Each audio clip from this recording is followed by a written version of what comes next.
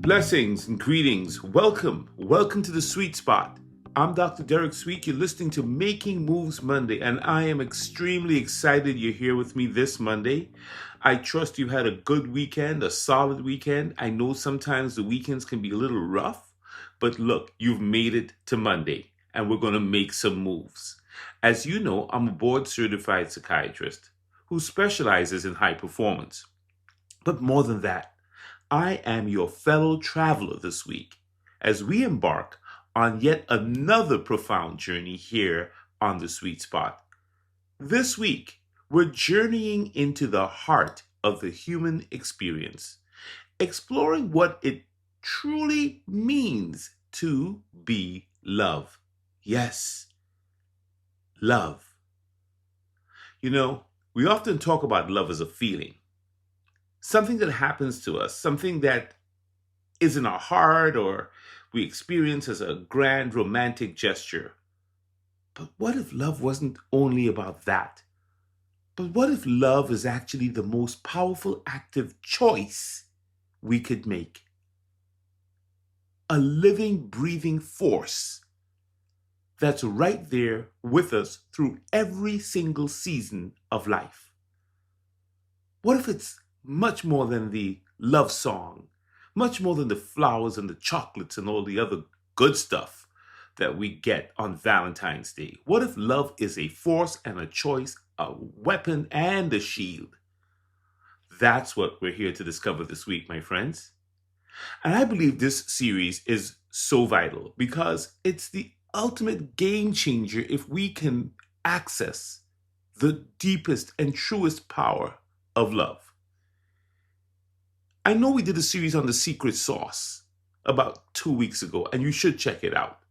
But I'm going to say this today. Love is the secret sauce, ultimately. Love is the secret sauce that transforms our challenges into opportunities, our anxieties into a fuel that helps us grow, and our deepest desires can be transformed by love into a tangible reality. Love has power.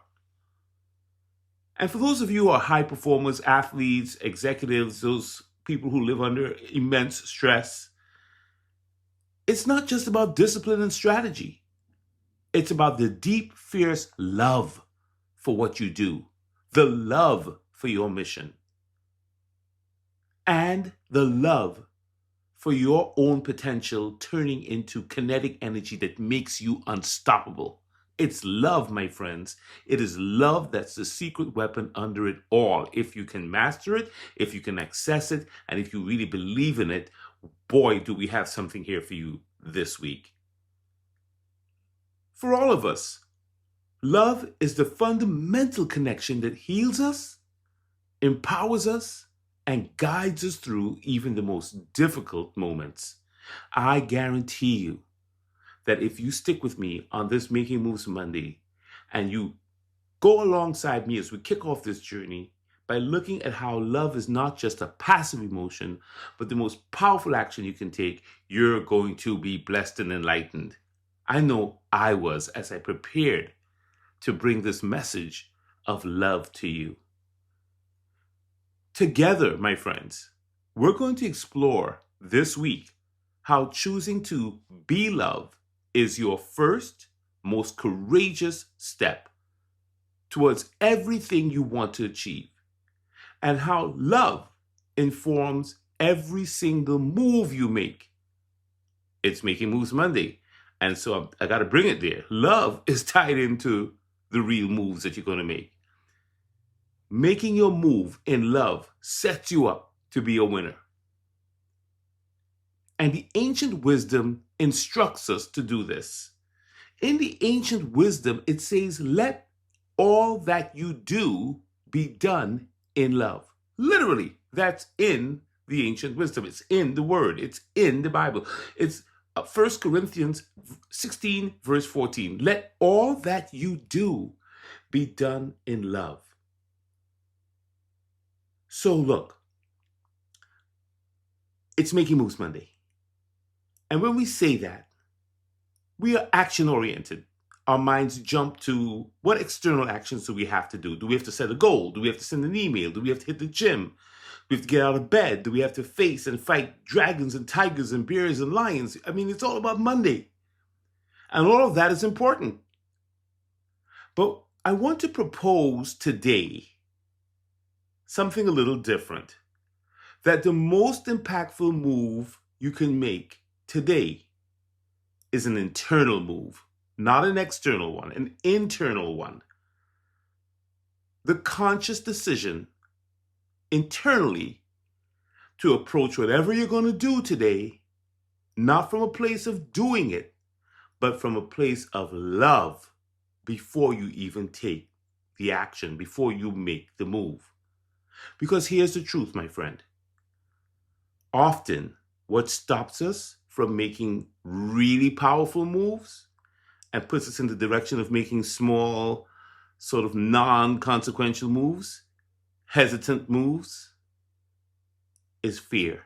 The heavy hand of fear. Fear, if left unchecked, can stop us from making moves.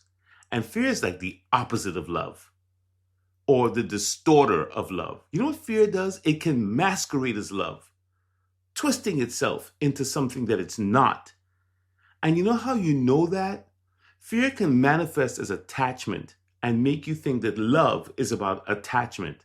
And then you end up with sort of these love relationships where you're trying to control or possess the person that you love, rather than having an open, free, adult-to-adult relationship. Love can be manipulated by fear and be distorted by fear and create paralyzing anxiety, keeping us from taking risks. Or worse, it can erupt into a violent jealousy, all in the name of quote-unquote love, but it's really fear that's causing the jealousy, and that's born from insecurity rather than a genuine affection. So when you see possession, overly attached individuals, clinging, just trying to control everything, that's not love. That's fear. And when fear leads, love becomes stifled, it becomes distorted, and it becomes a bit of a disaster. It becomes a weight. It becomes heavy. But when we choose to be love, we confront fear head on. We allow the power of love to guide our actions instead. When we are conscious and we walk and move in real love, in true love. You know that song, I'm looking for a real love, baby? We need the real love. And listen, we talked about relationships that can be a little bit tricky, where people get possessive and they distort love. Grief is another thing that can distort love. Grief is perhaps the most profound cost of love. I wouldn't even say it distorts it. It's the cost of love. When we experience deep loss, I lost my dad in 2020, and I'll tell you, I'm still feeling that pain 5 years later as if it's totally fresh. His picture is sitting right next to me as I make this recording to you. When we experience deep loss, the end of a relationship, the passing of somebody we deeply, deeply, deeply love, the shattering of what was the most beautiful, amazing relationship, even if it wasn't the most beautiful and the most amazing, the fact that it's gone, our hearts are broken and we feel empty because we have loved and we have tasted love. And sometimes we can get really bitter and really angry and not want to love again. And that's where the distortion comes in. But that's not weakness. The fact that we feel that level of pain and that level of emptiness and hurt, it's a testament to the depth of our capacity to love and connect, and how deeply attached we were or are to that individual. In these moments, the move we must make is to learn to live with that new reality. I'm learning to live with the reality that my dad is no longer physically with me. But I'm learning to also integrate the loss of him and his presence, his physical presence, without letting it consume me as much. When I do this, when we do this, when we lose someone, it's a move of radical acceptance. And that acceptance that we're saying is not weak, we're not passively just accepting it. It's a rugged choice we're making that our love is going to endure and it's going to stay present no matter how far away that individual is from us, even in their absence. It's rugged. It's the rugged love that we have that allows us to find a path forward. It's actually love, not despite the grief, but love through the grief that's getting us through. Because love, true love, real love, is incredibly rugged. And when you understand that, when you feel that, when you've had to deal with loss and difficulties, you realize how rugged love really is. It's not fragile at all. It's one of the most resilient forces we could ever, ever, ever have. And we would do well to master it. It's what gives us the profound ability to forgive someone that has truly hurt us. Think about how hard that is to forgive someone. Only love can take an enemy and turn them into a friend. And it's not just about forgiving others. Sometimes it's hard to forgive ourselves. And remember, forgiveness is not about just condoning. It's about choosing to release the burden, allowing us to make new moves instead of being anchored to past hurts and holding on to things that just shrink us and hurt us. Do you know that cancer and heart disease and many other diseases are linked to unforgiveness? That's a whole other talk we have to give. But just keep in mind that sometimes the forgiveness is not just for the other person. It's for us too, to let go and to be able to breathe. So that's what I mean when I say love is rugged. This rugged love also supplies us with a relentless passion. And this is for people who are athletes, performers, artists, innovators, whatever. You can be unstoppable and passionate because you love what you do. When you tie in more to the love of your craft, you're not just in it for the money. You're not just in it for the fame or the applause. The real G's are driven not by external factors, but by an unshakable love for what they do, for the process, for the sheer joy of playing this game, for the sheer joy of performing on this stage, for the sheer joy, for the actual joy of just being the one in charge doing this job. How do you beat someone who is powered by pure passion? How do you beat someone who is powered by love? I once worked with a boxer, and he told me that one of the reasons he's basically an undefeated champion at his weight class was that he loved boxing. He didn't care about the money or the title. He just loved it. So it didn't matter how many times he got hit, how many times he went down to the floor. This dude just loved this thing so much that you couldn't get rid of him. How do you beat someone who is powered by pure passion, who lives and breathes their sport, their art, their mission? They're relentless. They're hard to beat because their deepest move is fueled by a profound love for what they do. And you can't take that away from them. When somebody loves what they do, you have a problem with that person because they're doing it for the love. This love that I'm talking about, it transforms a grueling practice that you have to go to into your purpose. It turns the late nights that you have to sacrifice into a badge of honor because you're dedicated to what you do. It takes the setbacks and turns it into a fuel that even makes us more fierce about coming back. Do you get it? So here we are on Making Moves Monday talking about the ultimate move, which is choosing to be love. And I want to introduce you to an idea that might surprise you. but one that I find incredibly empowering. Love is a quiet gangster. And I do mean gangster. Think about it. Love is not afraid of anything. Love is loyal to a fault. Love never backs down. Not from challenges, not from darkness, not from insults, not from setbacks. Love doesn't flinch in the face of sickness. And ultimately, it doesn't fear death. Not even death stops love. And when you're truly steeped in love, and especially when you're operating in divine love, the love of the Most High, the love of God, listen, you have tapped into a unique ability to transcend anything that this world throws at you. You're fearless. That's the secret, is more love. The perfect love casts all the fear out. You see, this is the profound wisdom that the elders know.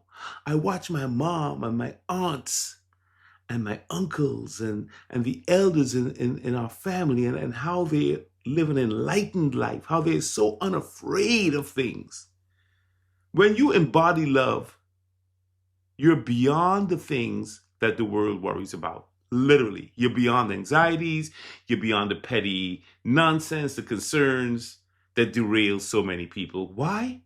Why? Because love, as we're reminded in 1 Corinthians, and you've heard this at almost every wedding you've been to, but it's like super gangster stuff. Love is patient. It's kind. Love does not envy. It doesn't even boast. It's not proud. It doesn't dishonor people. It's not self-seeking. It's not arrogant. It's not easily angered. It's not easily provoked. It doesn't keep a record of wrongs. Think about that. It keeps no record of wrongs. Do you know how hard that is? That is totally gangster to me. It doesn't delight in evil and bringing people down. It rejoices only in the truth. It always protects, the ancient wisdom says.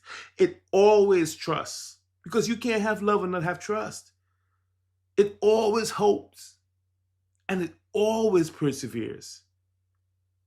It didn't say it protects sometimes when it's in a good mood. Oh no, it doesn't say it sometimes is trusting. It always trusts, it always protects, and it always hopes. Love is a gangster. I'm telling you, that's tough. Think about how hard it is for me, for you to be always not keeping a record of wrong, or always being hopeful, or always trusting, being so patient. Yeah. And you know what makes it a super gangster to me? Is that it incorporates hope and faith. Yeah, hope and faith are tied into love when you really dissect it. But it moves beyond them too, to a place of divine understanding, transcendent living. Hope and faith aren't enough for love. Love goes beyond it. It's a perspective shift. That, look, you can have hope, faith, and love, the ancient wisdom says. I'll quote it, 1 Corinthians 13:13. And now these three remain: faith, hope, and love. But the greatest of these is love. That's just gangster. This isn't just about what you feel. It's about who and how you are, who you're going to be. It's a state of being that redefines our reality, man. It's redefining who we are, our capacity to act, our ability to connect. Love is literally a power that doesn't bow to the things that the world would have us bow to. It doesn't react in the same way that regular people who don't know love react. The great poet Rumi knew this when he famously said, "Love is the bridge between you and everything." Love is the bridge between you and everything. There's another great quote that's just coming to me right now, that we should not hide our wounds, because the wound is where the light comes in. Even with that, love has a way of taking your wound and using your wound to heal. And as the great Dr. Martin Luther King reminded us, darkness cannot drive out darkness. Only light can do that. Hate cannot drive out hate. You know what drives out hate? According to Dr. King, only love can do that. Because love is that active force, that light that empowers us to make the moves that are truly transformative. So here on Making Moves Monday, this is your call to action today. I want you to walk in love. I want you to look in the mirror and see love. I want you to say it to yourself. I love you. When you look in the mirror in the morning, say it 5 times. Look yourself in the eye. Start the day with that. Set the tone so that you can be love. Identify one small move you've been putting off also. And before you take it, pause and take a deep breath. In fact, take a deep breath right now if you can. Because sometimes we forget that just the ability to take that breath in is an act of love. Somewhere, some being loves us that allows us to breathe. Take that pause before you do any action today on Making Moves Monday and consciously choose to be love in the moment before you take the action. Whatever that means to you, whether it's self-compassion, patience, a fierce dedication, a pure joy. Remember, love is rugged. It's patient, it's kind, but it's also rugged. It faces things. It doesn't back down from things. It doesn't run from anything. When you walk in that level of consciousness, I want you to shift your actions because now you're fueled by an intention. You are intentionally going to be loved today. And let this be your affirmation for the day, and then we'll close. I am love, and every move I make today is guided by the powerful, transformative energy that love gives me. My actions today, my moves today are going to flow from a place of love. Somebody blows the horn too loud, I'm driving, I love you, all right? It's raining outside, hey, the plants are being watered, that's love. All right, I didn't get this job or I didn't get this promotion, there'll be plenty more. Somebody said something that's annoying to me. I'm going to breathe. I'm going to let go. I'm going to be love. I'm going to be patient. I'm going to be kind. I'm not going to keep a record of wrongs today. I'm going to just be love. I'm Dr. Derek Sweet. I am so grateful that you spent all this time with me, this wonderful Making Moves Monday, as we take our first step in the journey of being love. It's a privilege to share this space with you, my friend. Please join me tomorrow on Take Action Tuesday, where we'll delve even deeper into how love empowers consistent, meaningful action in our lives. You know, it's one thing to decide to make your move in love. It's another thing to have your actions reflect love. Until then, beautiful soul, keep choosing love, keep making moves, and most importantly, keep being the embodiment of love. Love and blessings.